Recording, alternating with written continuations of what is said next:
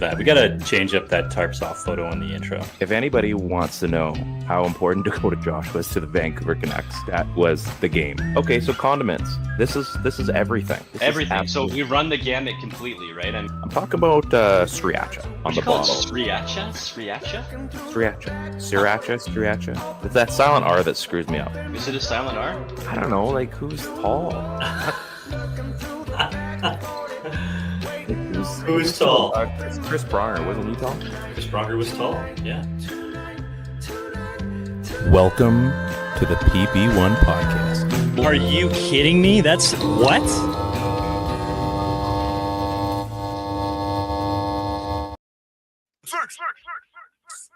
Do you feel like you feature too much in that intro? I don't know if I paid enough attention. I feel like you feature more than you should. Okay, yeah, really remove some shit. Let's do it. I mean, you New just, cut. but it's so good. Just as long as it's another Roper song, we're good. Yeah. No complaints there. I'm not going to debate you at all. Welcome to the PP1 podcast. I'm Ryan. This is Ted. We're the PP1 podcast and the Area 51 Sports Network. Intro, Two Wolves, Jesse Roper. I'd love to be able to thank that man in person this Sunday. Maybe we will. may get the opportunity. Maybe we should give him a shirt. I've met him a couple times. He's a great dude. Do you think if I gave him one of our shirts that he would keep it? Yeah. You think so? Be like, hey man, here's a tell him, because we've already spoken to him. Just tell him. Like he knows we're doing it. Be like, hey, you can keep this or you can throw it away. Hopefully you keep it. But like, we're just doing hockey, and maybe that will open his heart. You should just message him. I should tell him you're going to do that. Yeah, I was supposed to come on the show last year, right? Yeah, we're talking about this, but like nobody knows who this guy is, which is great. It's fine. You're all he's a Leafs fan for some reason. He's actually like closet happy right now about the Leafs going up 3-0 on the Sens. I don't think he's closet happy. I think he's just happy. He was wearing a Leafs jersey. I think it was like the third time I saw him. Wow, good for him. Yeah, I mean, and his drummer had I remember his drummer had an Oilers jersey. Oh, that's too bad. First time I saw him. Yeah, maybe should change teams. You know what? Maybe we need to do for our next intro is just get like the harmonica. We should do that. Have you seen this for LA? No. Have you not heard about this? No, I've been so out of touch with everything that's going on in National Hockey League playoffs. I'm out of it. Okay. All I know is that, I've seen some LA game, but not the start of the games. The team is on fire. They're, like you said earlier, they're a wagon. Kuzmenko is a wagon.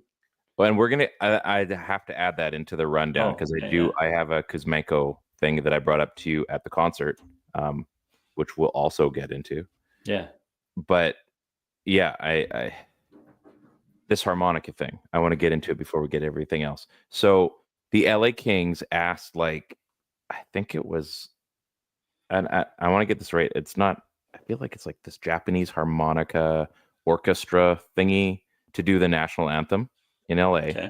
So they played game one. The Oilers almost came back, and then they lost again in that game, which is awesome if you're a Canucks fan. And then the Kings asked them to come back and do the anthem again for game two. And Biz Nasty was saying something about like they were asked and they said maybe because like it takes a lot out of them. I guess they're not spring chickens. And so like this was this big story. Anyway, so they go and they play again. Kings just absolutely whacks the Oilers, I think like 6-2. Mm-hmm. And it sounds like it was close at one point and then just fell apart, according to friend of the show, Luke.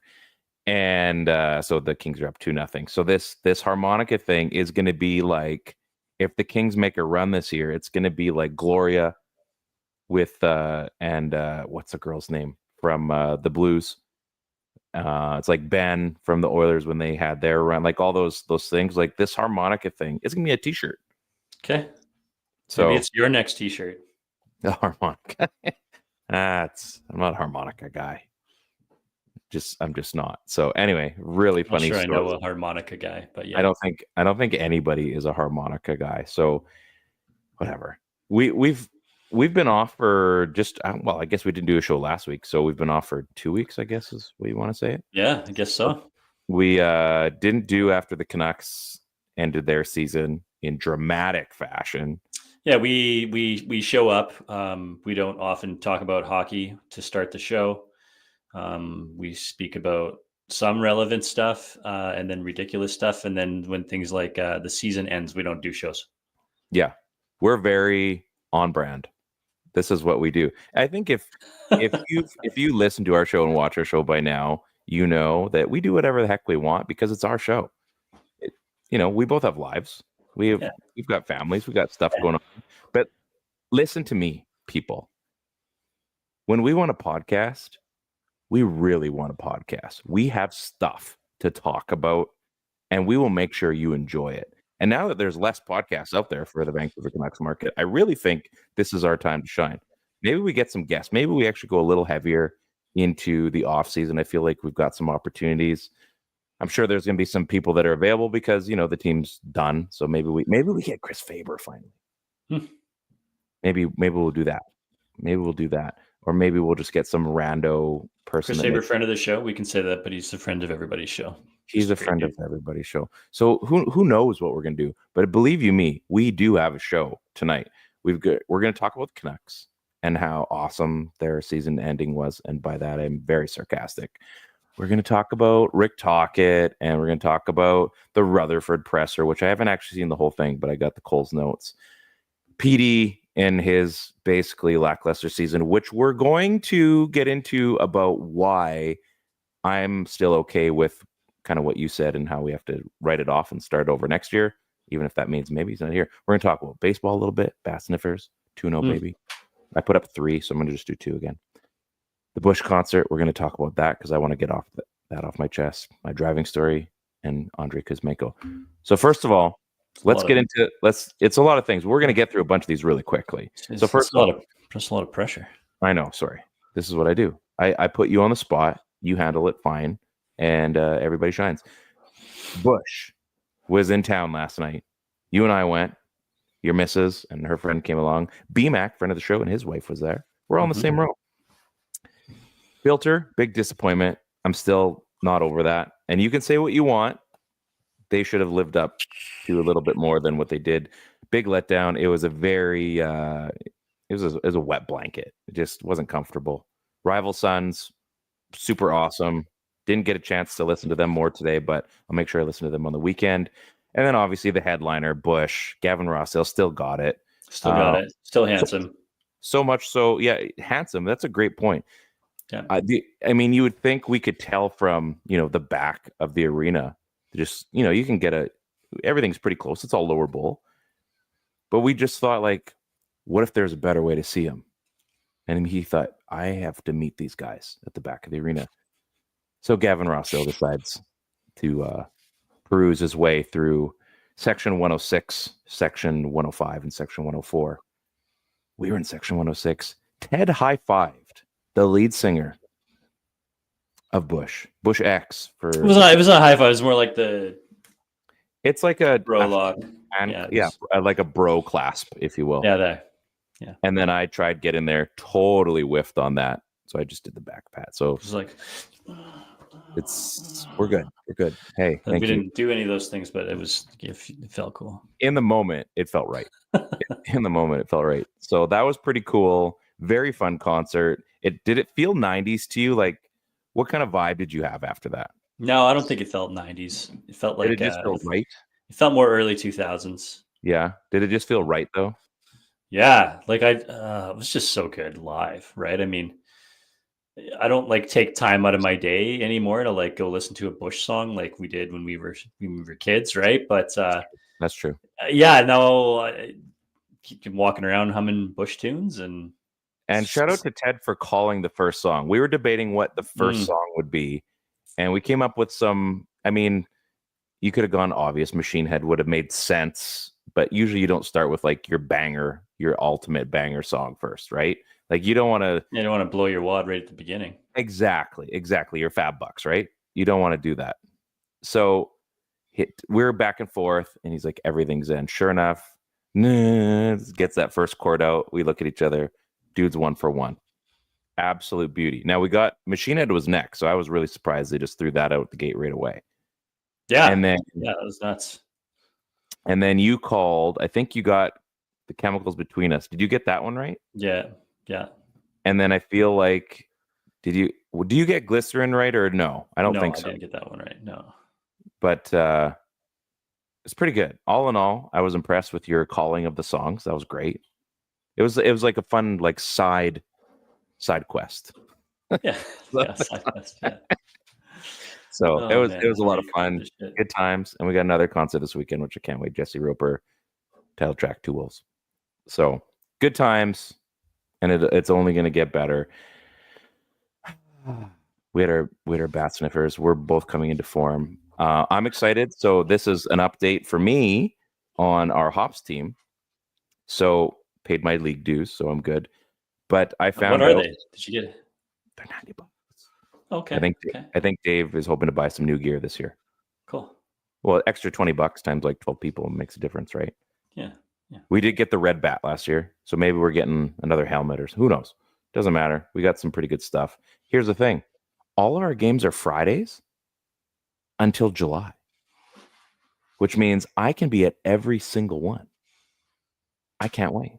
Like I've been worrying because my kids Monday, Tuesday, Wednesday, Thursday alternate, and our league, it's Thursday, Fridays, right? Like it varies for ortho, right? So I've been kind of worried about this for the last month or so, and finding out today that it's all Fridays except for the tournament games, obviously. I'm gonna be at every game. I cannot wait, and I have weekends off now. So like, I don't even know. I don't even know what to do with myself. It's gonna be a good year for Ryan. Ryan gets to be. It's the summer of Ryan. I think. I'm not gonna break my leg, and he's on the couch like George Costanza. It was supposed to be the summer of George. So very excited. You and me back in the saddle, doing baseball things again. I can't wait. But we're gonna talk about Canucks hockey. I got all my stuff. Do you have anything before we get into the thick of things, if you will? I don't think so. I think you're doing a great job. Okay. Get that going over there too. So let's talk about the Canucks season is now over. This is the real part of the show, folks. This is where it gets serious. Canucks season is over. An absolute like stinky fart to end the year. Just like ugh. Like you just like, oh, that's gross. Just there was awful. There were some good games in there though. No, it wasn't all bad. But just once we knew what it was. I mean, there was some fun in there though. Stinky fart, I think, is a little. To end the season, it was a stinky fart. Okay, the final game. That's kind of what it was just like, yeah, we're done. Let's be done with this. So it finishes, is what it is, right? Lackluster PD season. Quinn obviously was incredible. All the Demko stuff, the Miller stuff, the PD stuff. Obviously, Besser most likely not coming back. Kiefer Sherwood was great. And then we got the Tocchet stuff as well. It was just a season not to forget, but I'm kind of happy it's done and we can just wash our hands clean of it, right? Like what would be like your quick synopsis of, not synopsis maybe, but like what's your vibe now that the season's done? I feel like we had a pretty good idea that the Canucks were going to be eliminated at some point, and then it got into the talk where it was, they're still mathematically alive, right? Which essentially means that they go to a comeback, that your season is done, right? And and at that point, when they're eliminated, you're just like, okay, you're waiting for the season to end at this point. You're sort of going through the doldrums of the final part of the season. But there was some stuff in there, like that comeback was ridiculous to watch, right? I mean, shout out the comeback. Shout out to the comeback, right? I mean, just watching, Garland and Sherwood sort of do their thing to finish off the season, like no quit at all. Yeah. By any, I didn't appear to see anybody mailing it in. No. There's this weird, and this is amidst all of the negative that you're seeing, right? There's this weird sort of maturation of Elias Pettersson, sorry. Right. And he just, all of a sudden, the guy looks like he's a very important piece for Vancouver, right? And so you're sort of leaving with all this optimism because you see all the young guys are up there contributing, as rookies, and that's a really great sign. And then you're at that point, you leave the season, and then you're like, okay, what's all this business going on with Talkett? And then it goes right back into the negativity, right? And it's like, now there's weird tampering questions that people are talking about, they're addressing during season, and then we come into this season, like the off season, and we don't know if he's going to resign, and by virtue of him not resigning, we don't know if Quinn is going to resign down there. Like we still have to play all of next season, and there's already it seems like so much drama. There's a ton, and then it's like Willander might not sign, and then now we're talking about, Quinn wants to play with his brother. Well, that was obviously had in a conversation between, two important pieces of this franchise. So that's a thing.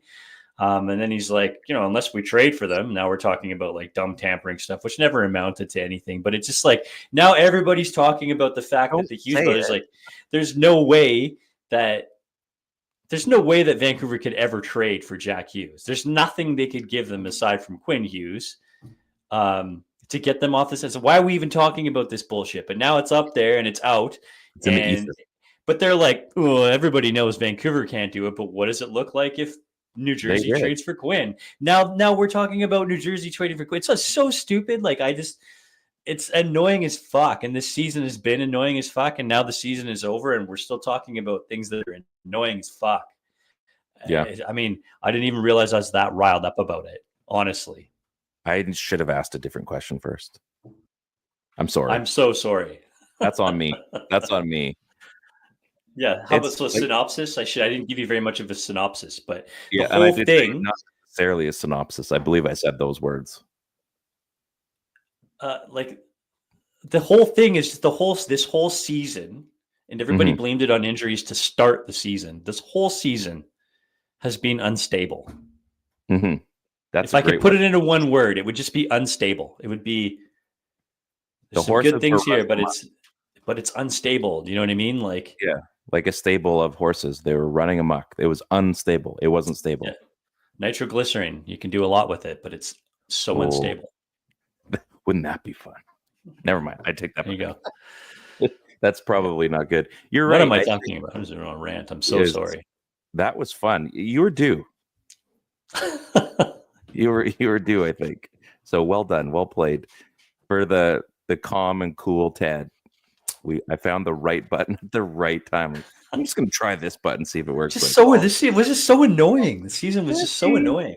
It was, and you compare them. I think last season, like the joke is, I mean, for the last decade, like PDO is a hell of a drug, right?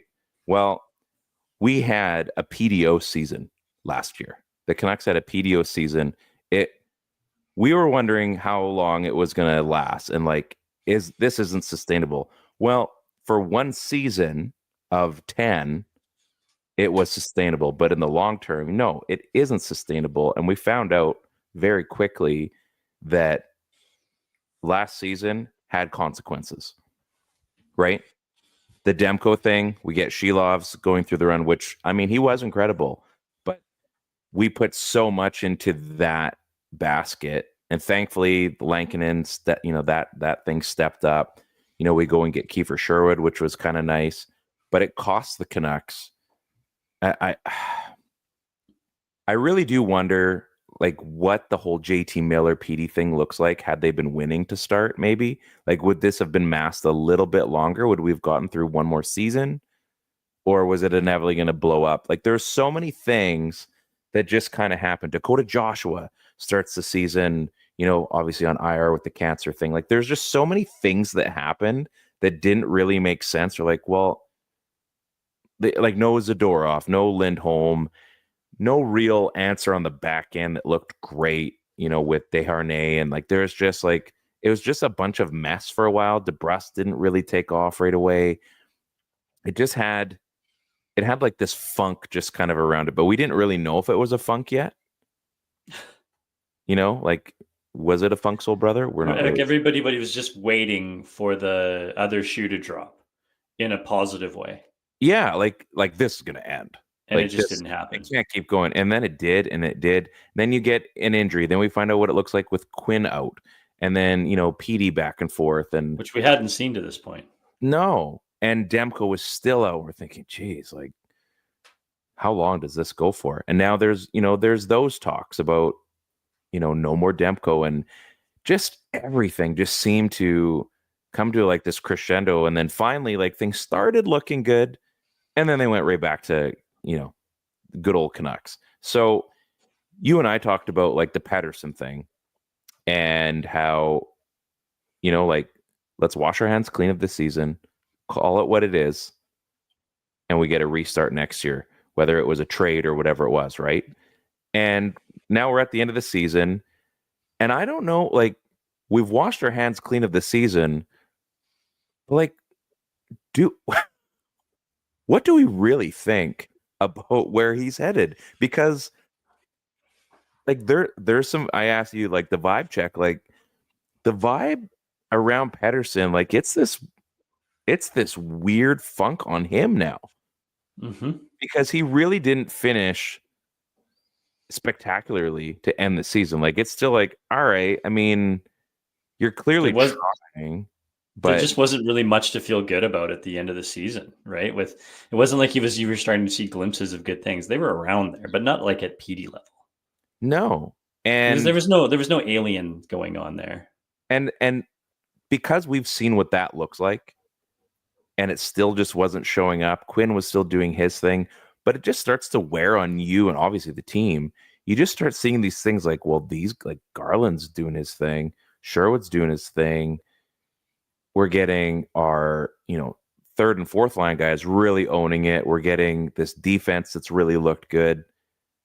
But that's kind of it. There really wasn't any, we're excited you brought up, the rookies and kind of the, the secondary guys. That's great. I'm excited for that. I think next season is going to be a lot of fun. But then you bring up like the Willander thing. Like, since the Canucks have been on college guys, it's never been an issue. Like, guy finishes Frozen Four, he's a Canuck the very next day, right? Like, that's hook, line, sinker, done. Well, we're not really there. And we don't know if he's going to come. Is he going to be there for Abby? He's going back to Boston. Oh, it looks like he's going to play for Sweden. And that's never happened for the Canucks before. And that's a pretty big piece to be talking about. Yeah, absolutely. And I mean, maybe it's all for nothing, but it's kind of worrisome that they've never had this issue before. You know what I mean? Yeah, like I don't think it's kind of worrisome. Like, it's worrisome. Like, I still think they're going to get the deal done, right? Like, at some point. But like, it's the whole franchise has like this. You talked about PD's game's got this funk on it. This whole franchise has a funk on it right now, right? Like, there's a lot of stuff. It just seems like it seemed so well put together at the start. Mm-hmm. When that regime first got here, so many forward thinkers, there's so many positive things, and it seems like they've just been making mistakes behind the scenes, and it's all starting to just fester up now. Shit's starting to catch up with them, and that's what it feels like. I don't have anything to go off of for any of that to confirm, obviously, but it feels like they've been making some mistakes for a while, and it's starting to catch up. And there is this window of opportunity where the team just looked absolutely phenomenal, but it wasn't really what it was. Yeah.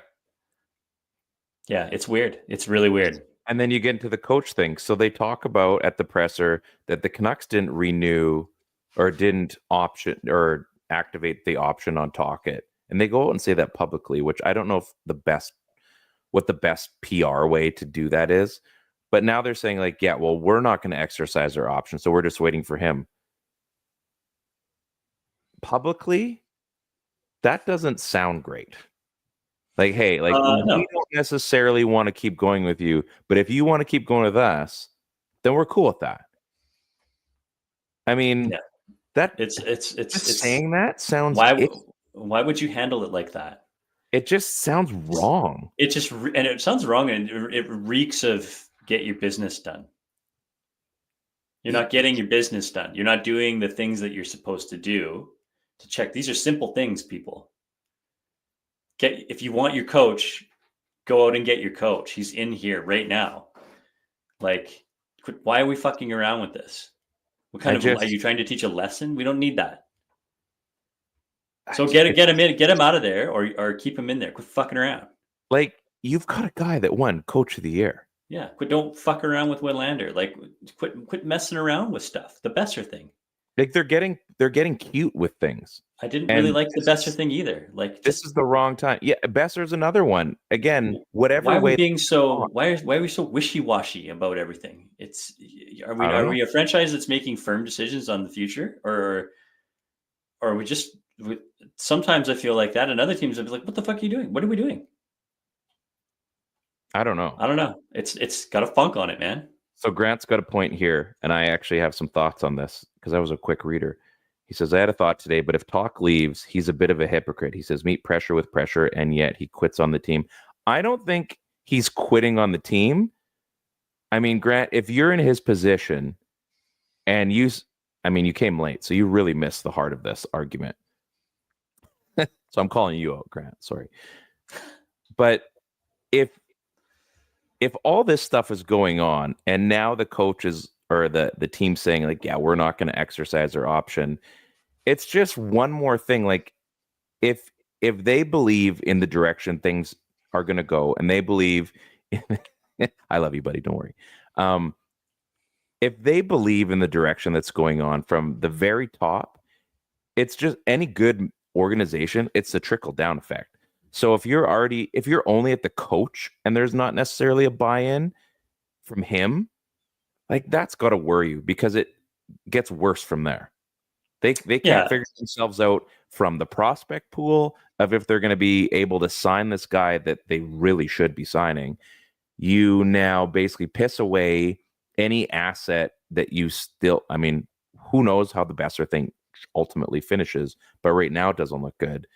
You now, I mean, the Miller Petey thing, I think no one really knew unless you're in the locker room, but that affected the whole team. There's all these things that they just allowed to fester. And now you've got problems in all these different avenues. Like they even talked about, because I didn't realize, but Gonchar hasn't been on the bench for a while, right? I mean, I don't know how with Yogi, right? Yeah, I don't know how much it's going to affect on Adam Foote because obviously his son's going through some stuff right now.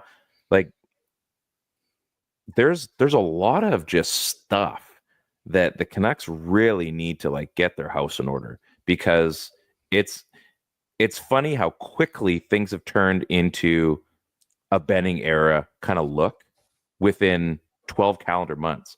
We were celebrating when that finally all ended. And now we're looking like, geez, it's almost just like they just veered off on an exit that we had no idea was there. Now, I don't know. Like, I don't know if I agree with that completely, right? Like, Benning was just, it was stupid behind the scenes moves. It was poor scouting. It was mismanagement of draft picks, which I think that this franchise has been guilty of doing some of that. But like, it was just terrible move after terrible move after terrible move, and then doubling down on it. And they're not doubling down on it, but they're making not moves though. And they are making some good moves, right? Like this, bad moves. They're making some bad moves too. Like to go after Sherwood and to get your hands on a guy like Lankinen for what they did and how they got him is that's like stroke of genius stuff, right? That's really good.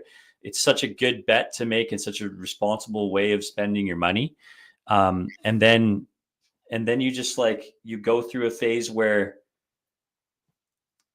you can't decide whether you're going to sign your coach or not.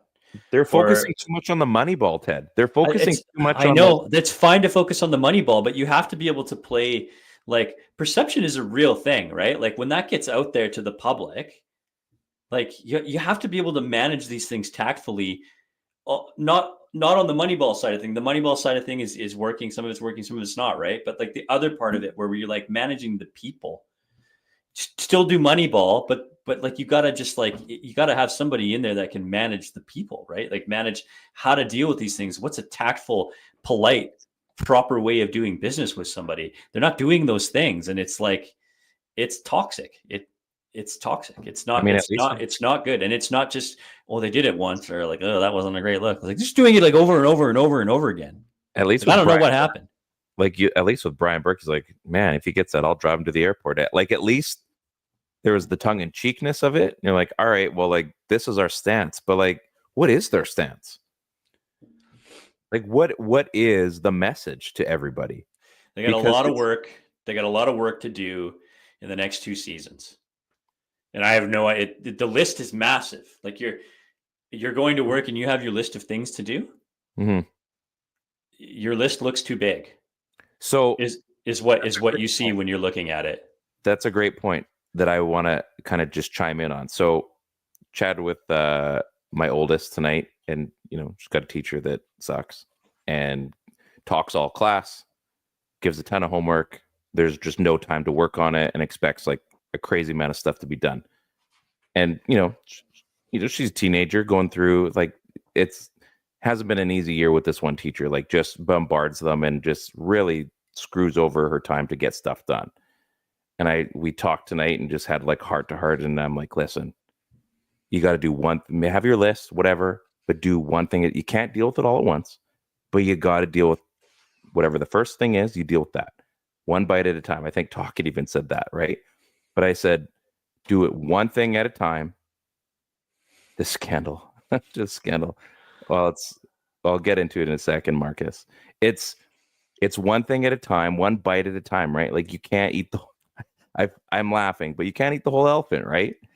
But it's one thing at a time. So as massive as this list is, as crazy as this whole I don't know how it got this far, but as much as of a problem as it is, get one thing right and move to the next thing.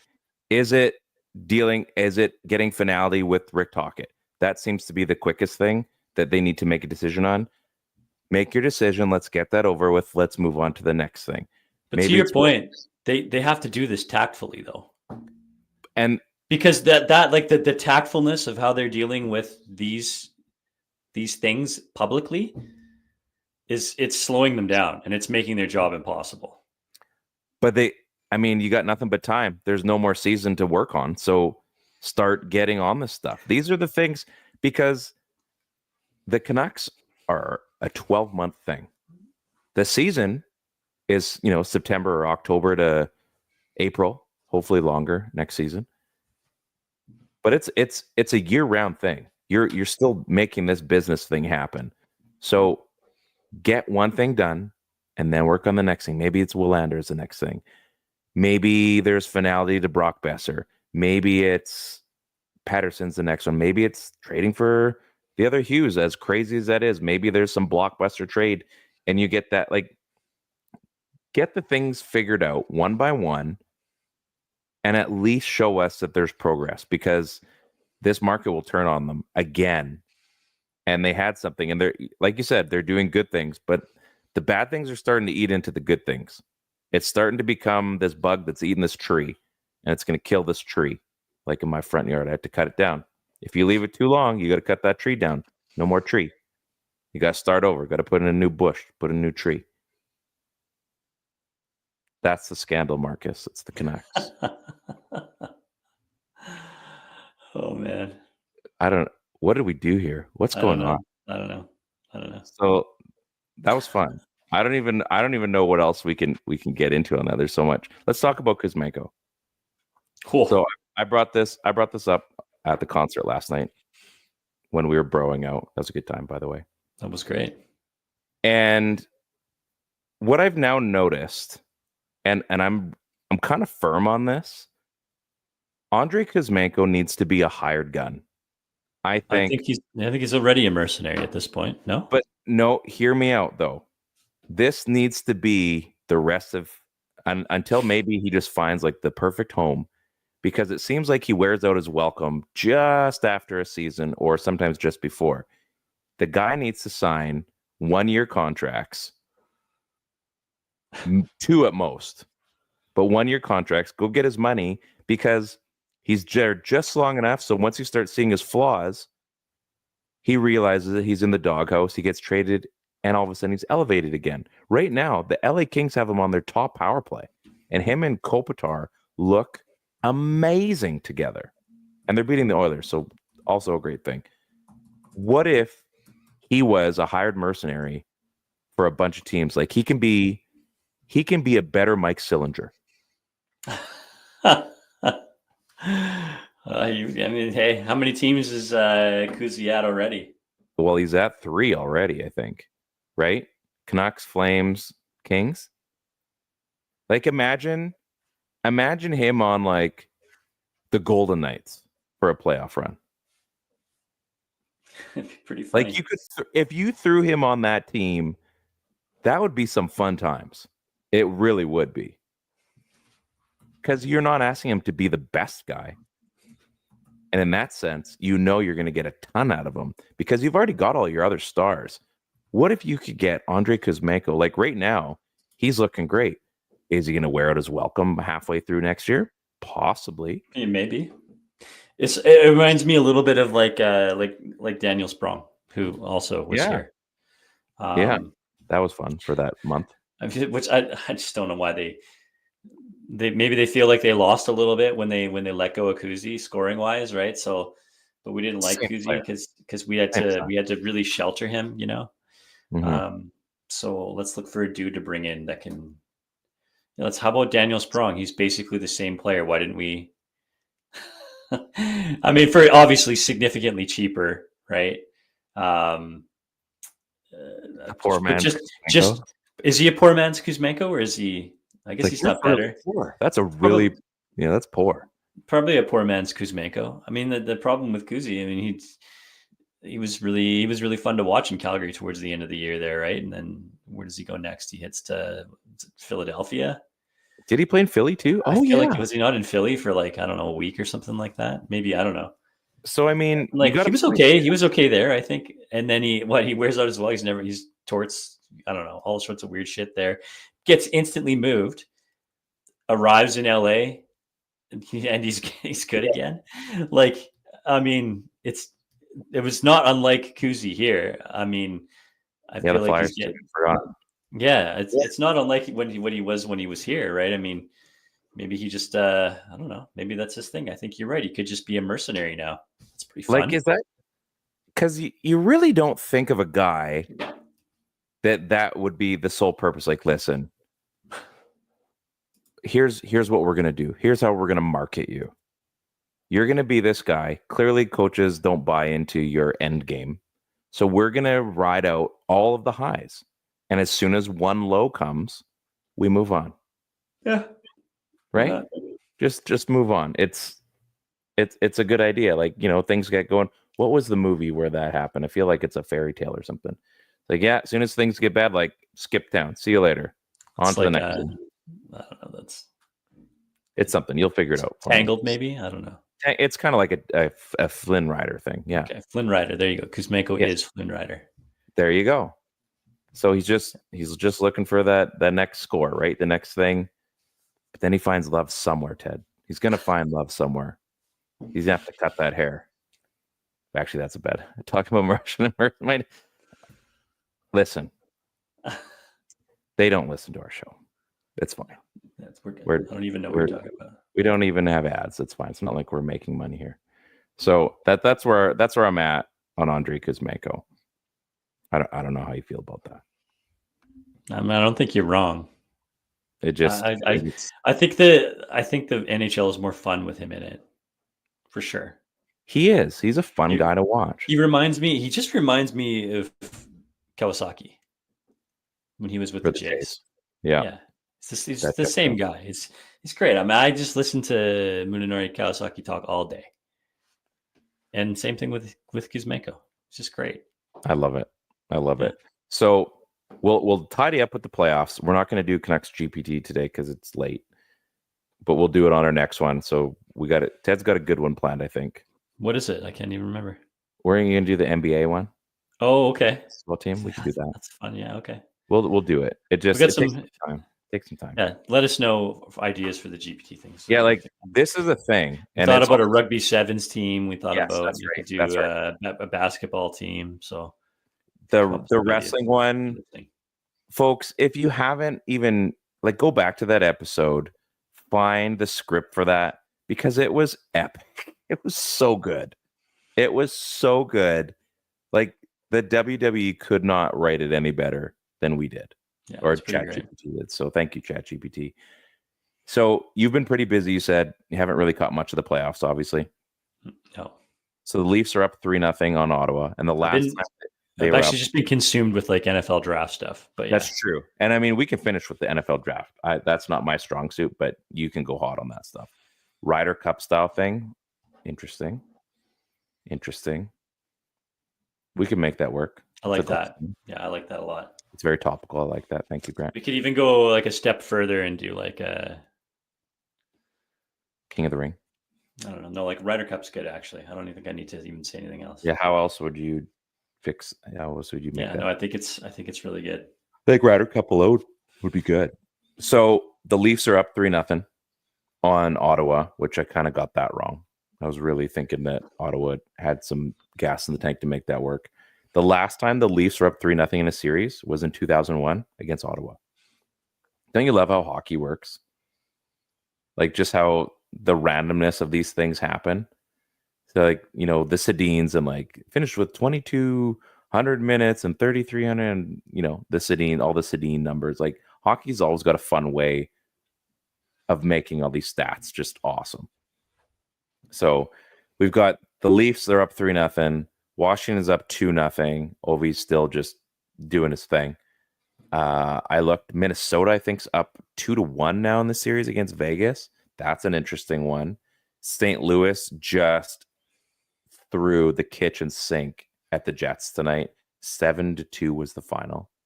That was fun. It's hilarious. It was just you're watching it and you're like, this game needs to end. This is not fun for them. And then they score one goal. Like, oh. Well, they let the back in, and then they just scored another goal. Hellebuck looked awful. So that's fun. We've got the Kings up 2-0 on the Oilers, which is just great. It really, really is. We're finding out once again that it is just Connor McDavid and Leon Draisaitl. I saw a funny tweet. I don't know if it was a tweet or if it was a post or whatever about they found the what did they say? The score or the scouting report on Stuart Skinner is simply just shooting pucks on net or something like that. Or shots on goal. Is Stuart Skinner the new Dan Cloutier? I mean, we kind of thought Dan Cloutier was kind of good though. Yeah, but don't the Oilers think that Stuart Skinner's kind of good though? They do. Yeah, they do. I don't know. I mean, I guess they did go to a Stanley Cup final, and he came in, and so he's already more accomplished than Cloutier is. I was going to say that's farther than Dan Cloutier got already. Right? So I genuinely think that Stuart Skinner is a good goalie, and the guy that I would continue to develop to be a starter. I think he has ability to be fairly high end, but I don't know if he'll ever put it all together. I don't know, man. I think that he's boom or bust. Yeah, I think he has all those things that you could see a high end guy being, right? But I don't know if he puts it all together. Could you imagine if he had, what Vancouver has had for goaltending coaches after the last little, if there's something there, yeah. Could you imagine if Clark was his teacher? Something tells me he'd be very good. I think he's got some athletic ability similar to what Demko does. Demko's just such a mutant when it comes to everything else, right? Mm-hmm. Mental preparation, just looks dominant when he's on his game. And I don't think he has that, but I think he's I think he could be a very good goalie. I think he could be a very good goalie. I do feel like they missed the bus though, not going out and get Gibson. Well, didn't he get hurt though too? I know. There's a bunch of. But anyway, sorry, I digress. I mean, if you're gonna walk it back with Skinner, then I think that's a great point, which I don't think many people talk about. But maybe get a better goalie coach, like really find out, like, is he the end guy for you? Phil, how many Oilers fans in Kelowna? I feel like There's a lot. There's a here. lot, unfortunately, and a lot Well, of I mean, flames. it's just anywhere. Like, is that just because there's like all these Oiler fans that have existed forever? I know a few. Like a lot of these people are like McDavid fans too. I feel like That's easy. remember all the Penguins fans that were everywhere. Mm-hmm. Oh yeah, I love them. Like right, Yeah, because sure. after Mario, they sucked like big time. That's why they got Sid and Malkin and Letang and Fleury. When you get that many good, that's Well, the him and Mario difference. played together for a season. Did That's they not? true, but that's the difference. You look at the Penguins. They actually did something with all those draft picks. The Oilers are like, nope, we're just going to keep getting that same first overall pick. And Well, I mean, it's not like they fucked it up. It's just Well, like they the guy did. that was. I Taylor Like- Hall was good, but like in the long run, was it better for them to pick Hedman? What? Like, who knows? Hey, Probably, yeah.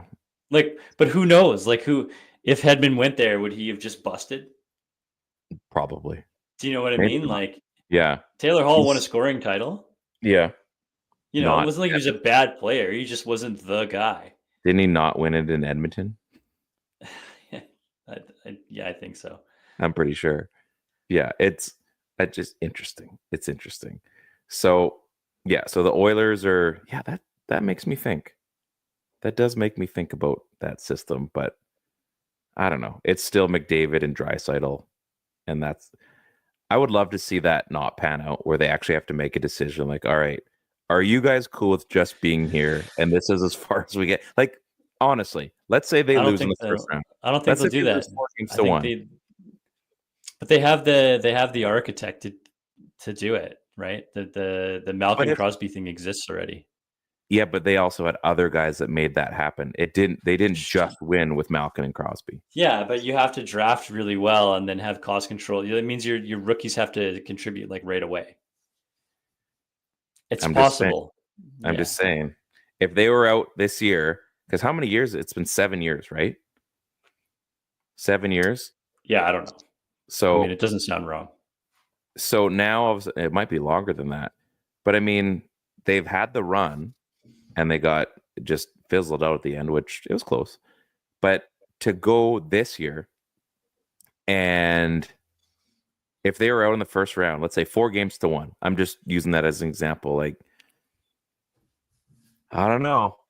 At some point, I mean, maybe you do sell. I mean, there's no way they could get rid of those two, but at some point, you might have. You can't unless they start doing stupid shit and start handling their public relationships untactfully.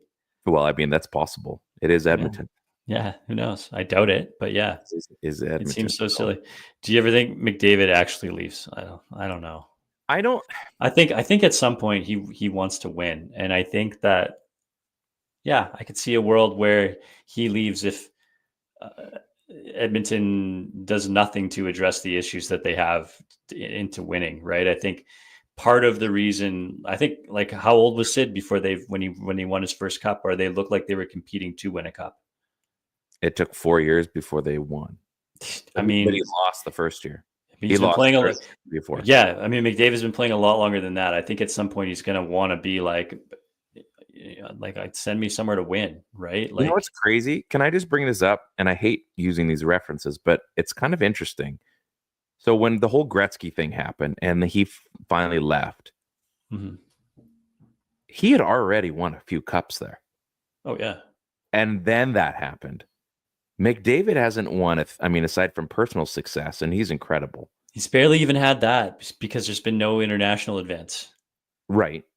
But you know what I mean? Like, he hasn't even had the other fun stuff that you can hang your hat on and like quench that thirst for winning. Like, he hasn't even been able to have that. So other than recently, sorry. So if Gretzky leaves like bitter on how that went, and rightfully so, because they screwed him basically, McDavid is hanging around and he doesn't even have any of that yet. No. And he's still there. and he's making way more money. Hey, like, let's still try to make it. You know what I mean? And they did, but like, he can hang around for that stuff because he's already won. Yeah. These are the things that I'm thinking about right now. I won't think about it tomorrow, but interesting.